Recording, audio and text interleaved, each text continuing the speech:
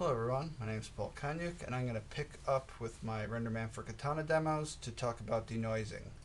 So I'm going to start with the Katana file we left off with last time. This is the procedural still life with 3 oranges. In my last demo I covered how to set up AOVs for matte object IDs as well as for light path groups. Today we're going to go over denoising, which will also use AOVs.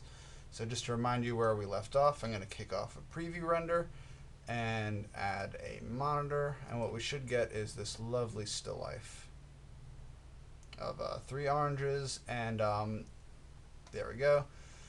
And yeah, so this is going to render for a little bit, but this noise that we have is not going to go away fully.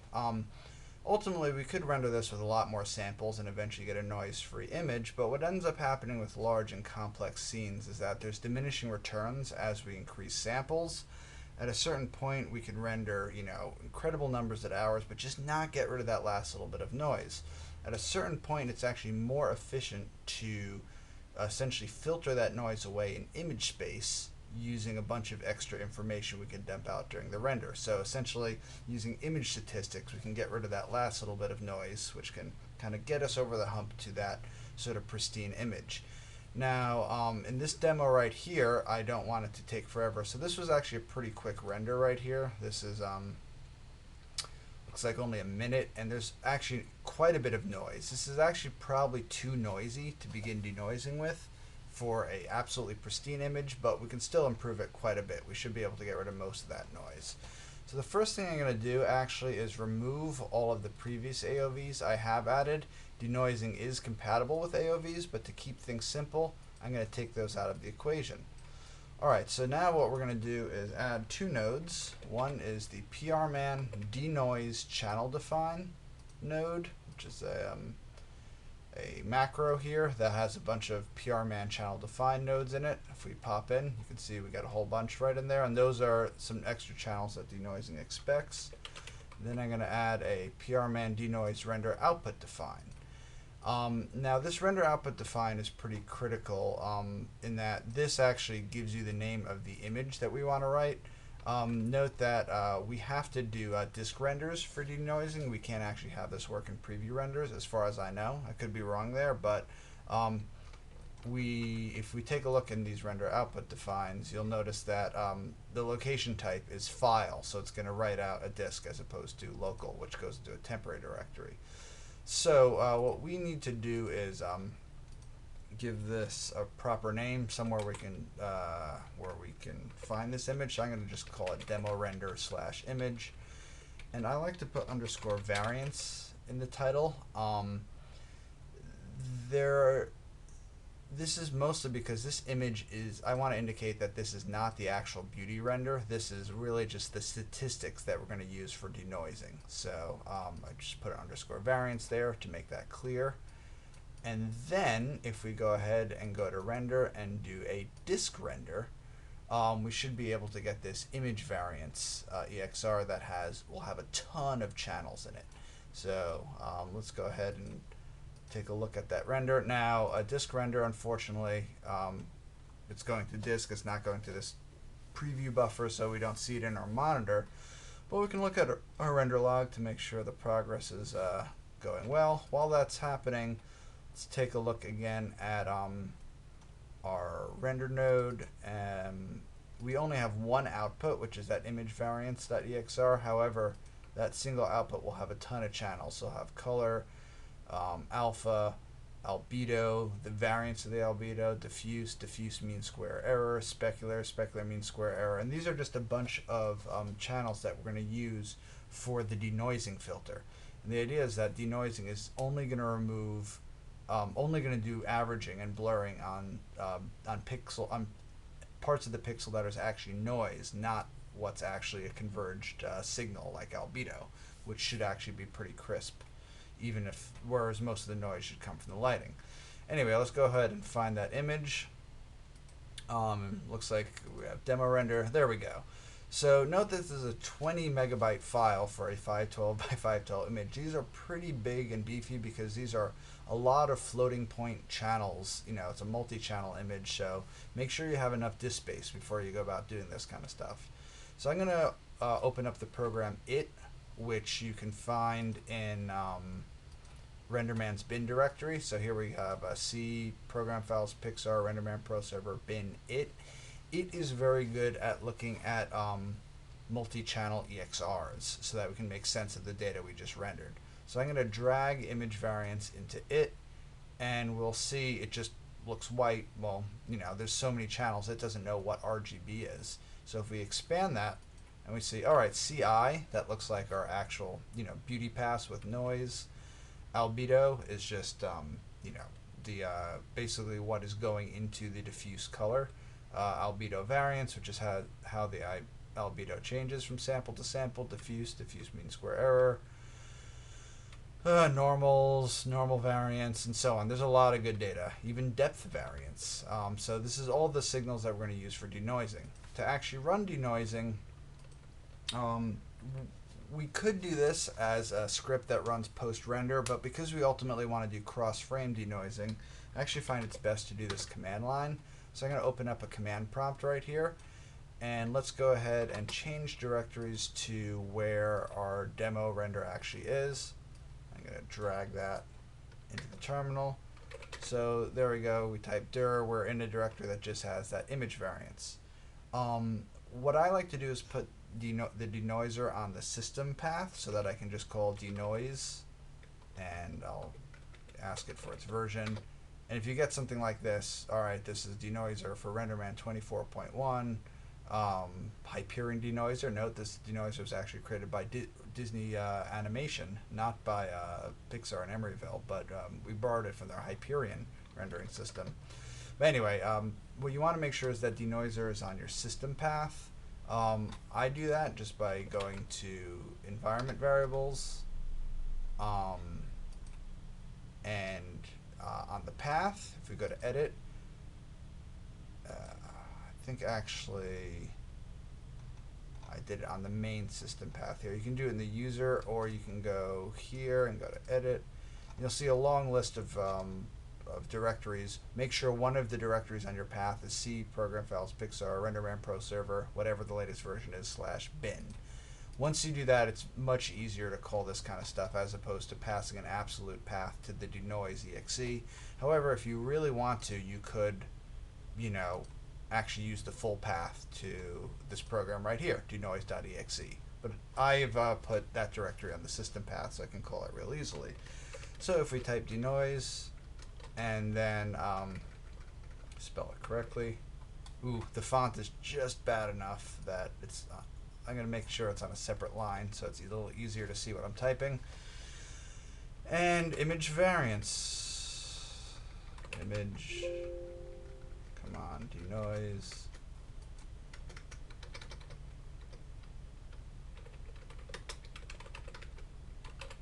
There we go. Denoise image variance 1. Sorry, it's a little hard to read. There we go. And if we run this on a single frame, it actually will use that single frame's worth of data to do denoising. Now this is great, but it works more effectively on multiple frames. But still, if you don't have the luxury of having multiple frames of data, a single frame can be denoised. It's just it gets a little more confused as to what is noise and what's real data. Whereas if you have multiple frames of data, it's got a little more hints as to what is correct and not. So what we can do is now go to it, and we can drag in that denoised image, that image underscore filtered one, and we can compare that to the CI. And let's blow this up a little bit so we can really see what happened. So here's the original. You can see there's a ton of noise, and then if we go to filtered, there's a whole lot less noise. So that's already effective, but you'll note that if you do single frame denoising, there's going to be some temporal incoherence as to what gets blurred and filtered. So it works best if you have multiple frames worth of data. Now, I am not going to have you guys wait to have me render multiple frames, so I'm going to move to a different directory under here where I actually already have multiple frames of data. There we go. Look at all these image variants, EXRs. So I'm going to then change to that directory and show you how to run denoising. You just cd oops, wrong directory. Don't do that. Here's the directory. I want a CD here.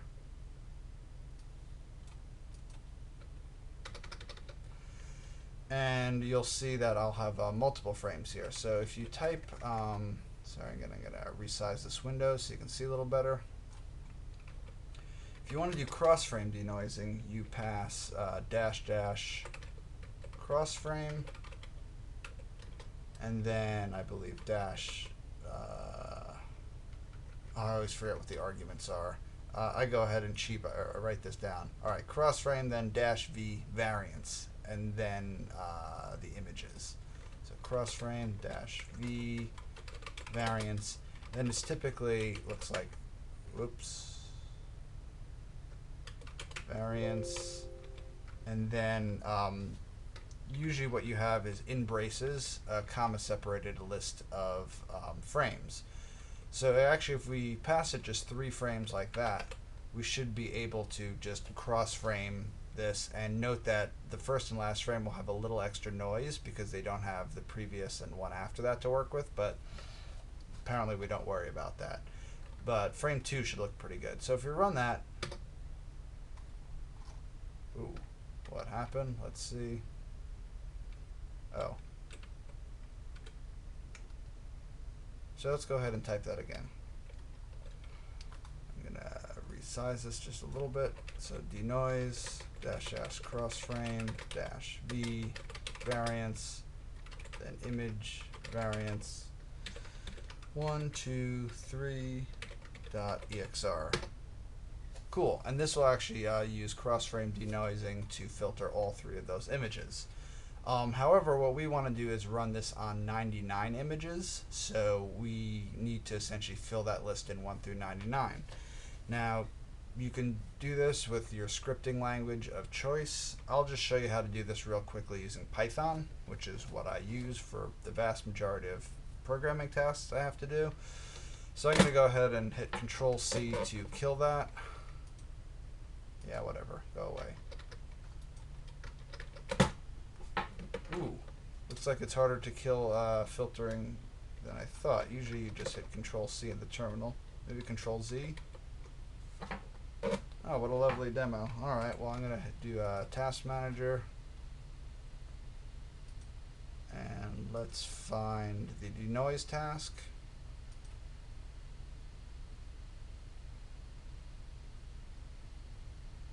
Huh.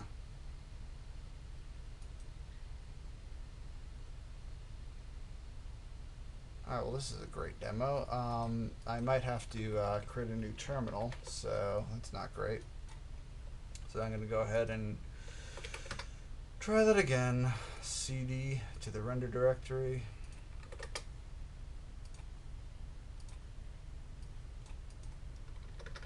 Alright, crossframe denoising. So basically we want to fill in that list of 1 through 97, which are the number of frames I have rendered, and we want to do it via scripting. So I'm going to go ahead and launch Python, which for me is in the C Python 27, which is for Python 2.7, python.exe directory. I run that. Really, I just want to create myself a string that has the denoise command, and I want to fill in a big list of numbers. One way you can do that is the range command, range of 1 through, I'm going to do 98. And then you get 1 through 97 in a list, and we want to turn that into a nice big string. So what we want to do is call string on each element. So we can use the map command in Python, give it the string function, and then pass it that list. And then that will then give us a list of strings. Then we want to combine them all together in a single string and have them be comma separated. So that we can do a comma string dot join and pass it that the result of that, and that will give us a comma separated list. This is a little bit much for a one-liner, but when you do Python a lot, you get used to this kind of stuff. Alright, so that's the comma separated list. So then really we just need, I'm going to say denoise command equals denoise -- crossframe -v -variance, then image _ variance dot open brace plus that, and then add to it just a close brace.exr. So now if we look at what Denoise Command is, that should be a command that we can run in the terminal to denoise all of those frames. So let's go ahead and try running that command. So I will again escape out of here, Control C, and I'm going to yeah, I could have done an os.system to run that, or you can do something like mark, copy, Control C, Control V, and I believe this will run. However, as we know, that locks up. I'm just going to quickly show you the result of that, and then we'll verify it actually executes. Here is 2 loops of what we're going to denoise, the original and the denoised version. You can see the original version has quite a bit of noise there, whereas the denoised version is much reduced. And I've zoomed in quite a bit. If we go back to the original size, you'll notice that the denoising is actually quite successful in removing any visible noise. But if we zoom in, we can see we probably could have still done better. We probably needed more samples to get this absolutely pristine, but it's something. And note, it's filtering out noise in the light, not noise in albedo or bump or anything like that. So yeah, that looks like it worked pretty well. Now let's just verify this command truly runs. And I believe I had an error there. Whoops.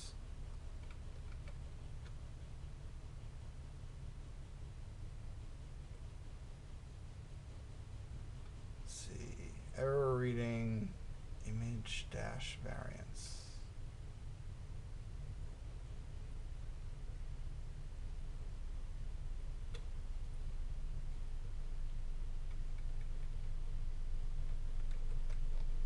Try removing that, see if that works. No, that syntax was required.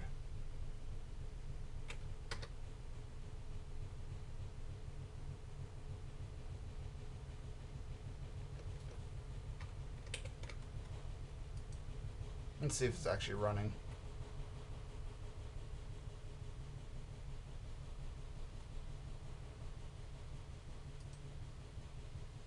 Okay, I think it actually is running correctly. It's just having a little issue on frame 1. So this should run successfully. It's clearly using a lot of CPU. Denoising can actually take as much, not as much, but it can take, several minutes. And in this case, this render was only a minute long. So I think the denoising is as expensive as the rendering itself. But usually the ratio is much different. Anyway, this will hopefully run a while and produce some wonderful filtered image. I'm going to kill this and assume it completes correctly. Cool. All right, that render stopped.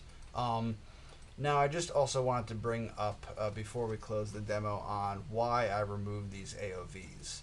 The reasons I removed the AOVs is that if we go to the render output,